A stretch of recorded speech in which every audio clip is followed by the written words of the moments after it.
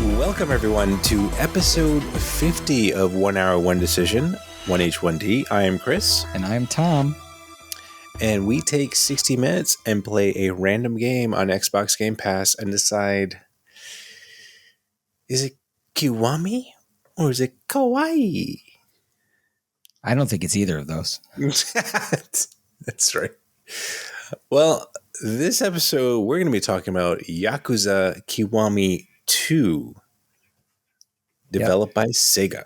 Let's jump right into the second of a series again. Why not? That's what we do here. Always get the second one.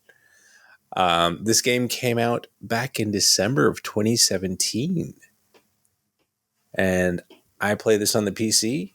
It was a whopping 43.08 gigabytes. Tom? On the Xbox One, 44.5 gigabytes. Why? Ooh. I don't know. Makes no sense, but that's okay. Let's find out, though. What kind of game is this? Well, it's a 3D fighting game with a plot. But then I also put, actually, it's a movie with fight mini games. That's probably pretty accurate. I put a soap opera action game? Question mark. Ooh, soap opera action game. I like that. Because, it like there's so much drama going on in this. It's heavy on the drama. Yeah, in this game. Let's talk about that game loop. Let's talk about the game loop, Tom. Well, see, the problem here, Chris, is that game loop implies that you're playing a game. Mm-hmm. I wrote, watch cutscenes, fight thugs, watch more cutscenes. Yeah, that's pretty much what I said. I put watch cutscenes and then beat some ass. Because you do beat some ass in this game. That is true. That harkens back to me putting down that it's a 3D fighting game. Yeah. It is quite the fighting game when you get to play it. But shall we get into it, Tom? What do we? Why don't you start with some of your pros there, Chris? Sure. First off, yes, I know this is the second of this series, which there is so many of these games. It's like it's really hard to keep up. Man, when I looked into the Wikipedia, to write up our little blurb, I was like, oh boy, there are a lot of Yakuza games.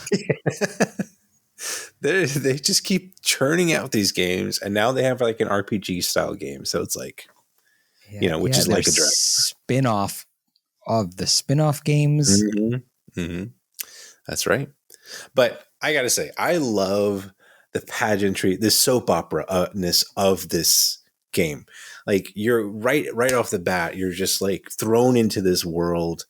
Well, you're first thrown into the world like in the past, then into the future, and like there's time like flashbacks and stuff like that. I was already like really invested in seeing like what the heck's going on, like who are these people, and why I should care. And I did start to care about this game in under an hour, I must say. I was impressed about that. It's a very pretty game for, I guess now it is a game that came out 4 years ago. So that, and I think this is still on the, like they've kind of gone through a couple of engines for this game. I think this is like one of the older engines, because Like a Dragon, the one that came out fairly recently, was was part of the newer style of game or whatnot. But the combat, I gotta say, when you get the chance to play the game, I felt like it was so satisfying. It was such a satisfying beat 'em up that I was like, enthralled with that process, because it's like, they had simple combinations. Your punch and kicks. Sure. You had your grabs, just like in Streets of Rage, which is awesome. Um, and then, blocks and all that other stuff. And then like the environmental stuff that you can do, the charge attacks. Oh, it was very satisfying. What about you, Tom? What did you like? So just to piggyback on what you said just a little bit there, I loved using the items in the environment for fights. Like if you ever play me in Smash Brothers, my favorite character is items. So when you turn off items, you make it so that I can't use my favorite character. Mm. But in a game like this, or a lot of beat 'em ups, right? Like pick up the knife off the street, pick up the telephone pole, and hit somebody with it. Like I love that stuff, and this game has that all over the place. So thank you very much, guys who made this. Sega. Sega. But just the fights in general, I agree, were a lot of fun. Once you actually got to do them. I liked the intros of the characters in the fights, that like the big bold text, like, oh, these are bad guys, we're about to fight them. Right. And then like, the fight is fun. And then at the end of it, you have like the finishing moves and stuff like that. And it's just, it's very like, I don't know. It's like, it's weird because it's like, it's almost like the cutscenes take this world and make it very serious. Yes. And then the actual gameplay like flips it on its head. And it's like, this is such a ridiculous story. Like, here you go. Like, here's some wackiness that you can do in this game. Like, you could literally kick a guy across the street. Yep. It's like, which definitely wouldn't happen in one of the cutscenes. The cutscenes are super serious. Right. Very serious stuff.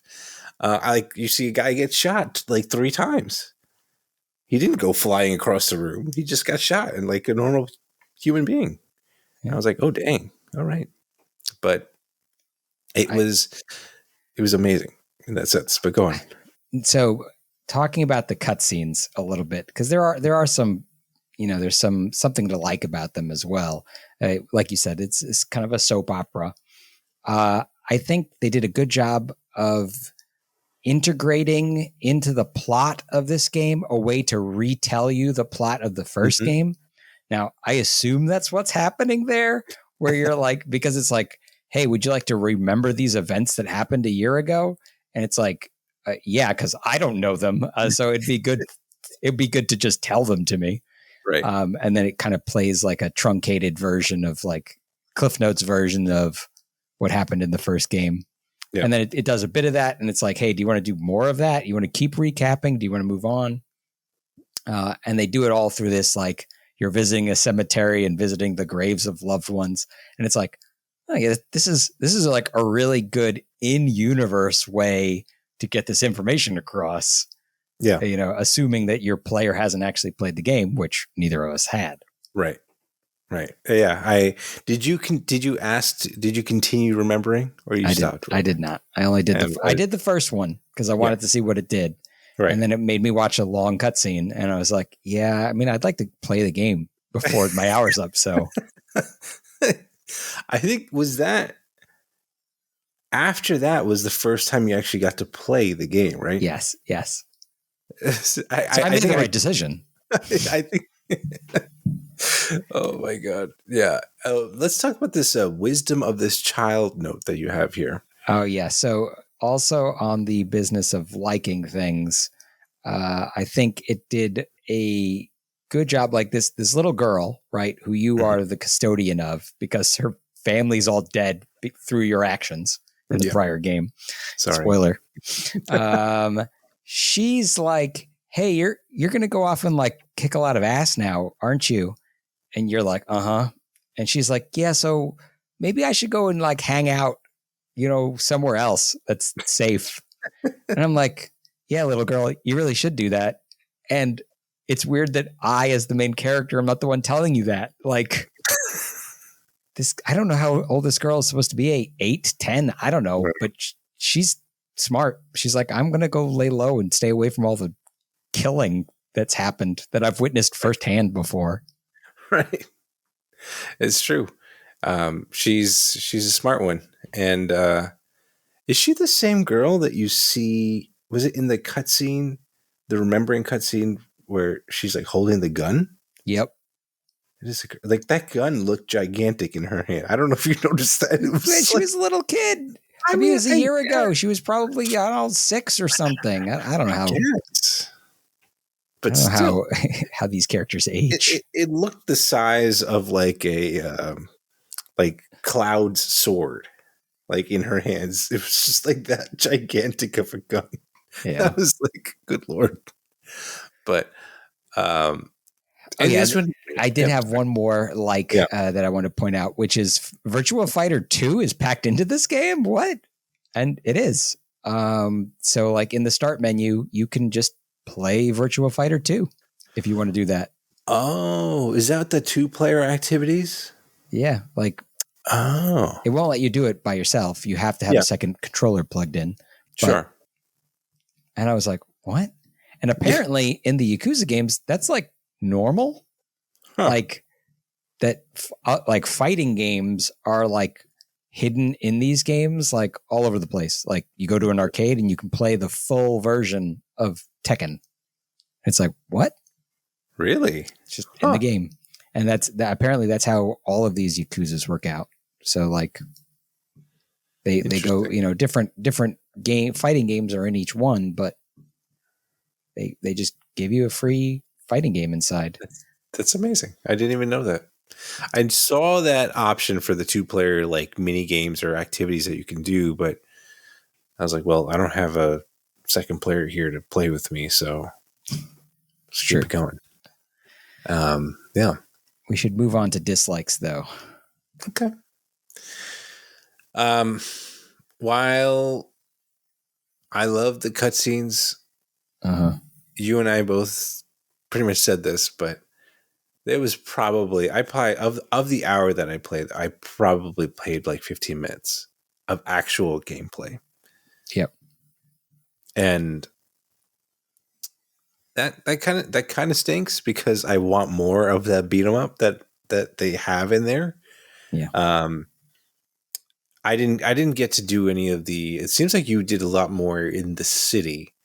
The only thing I got to do was actually beat people up and get my first meal, which I thought was also kind of interesting because like it's a little bit of a game too, because you're trying to find the right meals to pick so that you're fully replenished without going over full, because if you overstuff yourself, you lose XP, or not lose XP, but you don't gain as much XP throughout the game. So, it was that was pretty interesting. I know that there's like a karaoke game in there somewhere too. I haven't played it in this particular one, but yeah, you talked about the it's that sort of thing. It's like I wanted to play more of it, but there was just so many cutscenes. I also wanted to say that while as like well polished and stuff like that, the cutscenes were, the in-game dialogue was just kind of weird. It was just so off, like in terms of, I mean, the text and everything was good, but it was just that you were just reading text and then you hear them just grunt or make some weird noise. And I'm like, all right, this isn't, it kind of took me out of the game a little bit. I don't know why. The dialogue was still pretty funny though. Yeah. In game, but I don't know. It was, it was still like a little weird, because especially since they take all this time to do these gigantic cutscenes like every so often or very often, that that kind of took me out. But what about you, Tom? You said something about a dance party. Oh, at the very beginning. So right out of the gates, like the game opens and you're watching like a dance party, but it's definitely it felt to me like something out of The Sims. Like it didn't feel like everybody's moving kind of weird. And I guess that it's supposed to be set in the past, and maybe they're dancing the way they danced 40 years ago, but like it just doesn't look natural at all. It just looks weird. It looks like a scene from The Sims. Right. And then there were like all these disjointed cutscenes, as the game is getting put together. And I've got this very big sense that I was like really missing stuff. Mm-hmm. And it's because I was missing a whole game's worth of content that it was referencing. Yeah. And then it eventually lets you go, like, if you'd like to remember the first game, you could do that. It's like, but I've already had to endure all of this, like 20 minutes of cutscenes and things where I'm like, I have no idea what's going on. Right. Before they give you an opportunity to learn what is going on, you know? It's almost like remember game one should have been like the first thing they asked you. Yeah. Yeah. Would you like to watch a 20-minute recap of the first game? It's important. You really should. You know what I mean? Yeah. And I'd be like, oh, okay, yeah. Like, if that's what you say, then I'll watch it. And then they could do all those other things that they were doing. And it would be like, oh, okay, this makes sense now. Well, I mean, in a sense, you could say they set it up like a Tarantino film. Sure. You know, they could do it like that. Yeah, you're right. But just like you, I had an endless experience with the cutscenes. I think of the 60 minutes that I played, I think it's generous to say that 20 minutes of it was actually playing versus watching cutscenes. Like, and I wish that was an exaggeration. Yeah, no, it's not. It's not. It's not. And I think that there are plenty of games out there that tell their plot through cutscenes that are more interactive. Games like Uncharted, Last of Us, you could keep going. There's a ton of games that do that really well, where you're like playing the game, maybe like playing a light version of the game as you get, quick time events or whatnot. Yeah. Exposition. But you feel like you're in control of the experience as opposed to just put down the controller and wait. Yeah. True. So.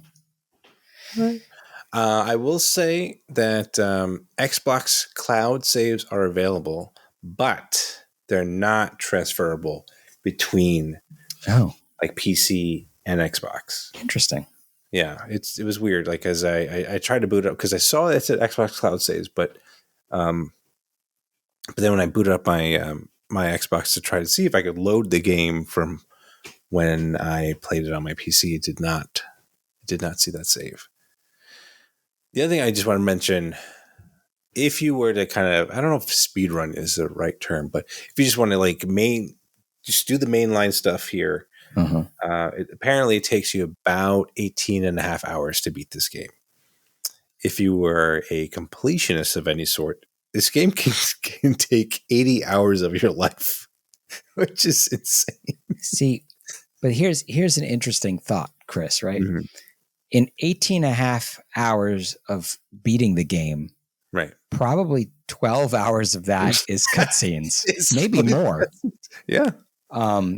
But if only 12 out of your 80 hours are cutscenes, that's a whole lot of game that you played. That's also true. You're So I think that once you've sat through 12 hours of cutscenes, I think you're almost obligated to continue playing the game up to 80 hours just so you could actually play the game. Yeah, fair point. A fair point.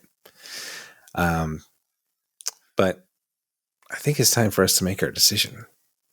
Yes. Are we keeping this? Would you like to go first or would you like me to go first? You can go first, Tom. So Yakuza had something going against it right from the start, and that's that organized crime is just not my thing at all. Like, I'm just not interested in your Goodfellas or your Godfathers or any kind of like organized crime story. I'm just not really interested in it. And unfortunately for Yakuza Kiwami 2, there's not enough actual gameplay to offset the fact that that's what the game is about. So like the game is fun to play, but you play very little of it. Right. And so I don't know if I could sit through another 12 hours of Yakuza story. But see, Tom, this is the thing, because I feel like, especially like a Yakuza, like this Japanese mafia, there's order, there is hierarchy, There's all this stuff that I feel like kind of that's something that you would appreciate. Yeah, it's weird, right? Yeah, because like, you know, I know you're a big Empire person. Yep. You're a big, you know, the whole like medieval stuff as well Yep. is another thing. So it's like they have a lot of those things that are still like respect. There's honor and stuff like that among these people or this organizations, and like that's sort of like that is interesting to see that you're like I'm not really into the mafia stuff because that's actually one thing I did want to mention. Outside of that, they like the characters and like I thought for me the story seemed compelling. Like I'm not really I'm not really into the mafia or whatnot, but like the like that whole like seedy Japan is still so cool because like they're still so organized. It's like being a seedy like the bad or the seedy area of Japan, and it's like okay, I'm picking up what you're putting down, Sega, with this game. But that's interesting that you couldn't get past that. But I will say, when I first threw a bike at a guy, that's when I knew this game got me. And I think I am going to keep this game. I think this has really been a pleasant experience, even though there was a lot of cutscenes. In fact, I am eating a bowl of ramen right now because this is how much I've really enjoyed this game because it was so good that I just wanted to keep going after that. You just need a CC lemon to drink with it, and then you're good. Exactly. But that is our thoughts on this game, guys. What we would love to know what you guys think about this. Definitely hit us up on all our social media platforms, which are really just Twitter and Outlook, but or an email. But on Twitter, you can hit us up at TC1H1D, and on email, you can shoot us an email at TC1H1D@outlook.com. And let us know what your thoughts are, and we can discuss the ins and outs of Yakuza and the entire line of this series. But what else is there? There is we've got to let you guys know that 1H1D is part of the QTB network, and hey, if wrestling is your thing, check out the Double DQ Wrestling podcast with Enzo and Biggs at quitthebill.com/double, the word double, and then the letters DQ at the end of it. So that's a new company, a new group of guys that are part of our network now. So it's pretty cool. Yeah. But yeah, and always, as always, also we do have YouTube now, so you can comment down below, and if you think the Yakuza series is great or not, let us know. Yep. But Tom, we got to find out what we're playing next, don't we? Yes, it's an important part of wrapping up our episode. Yeah, yes, it is. They want to know when they can what they're going to hear next time. They do. It's like watching an episode of your favorite show. Yeah, and they could be watching this on YouTube as well. That's got him. That's not what I meant. I meant like an anime episode. We got to put the stinger in for the next episode. Sure. Find out what happens next time. So here we go. Let's find out what the surprising button has for us in store.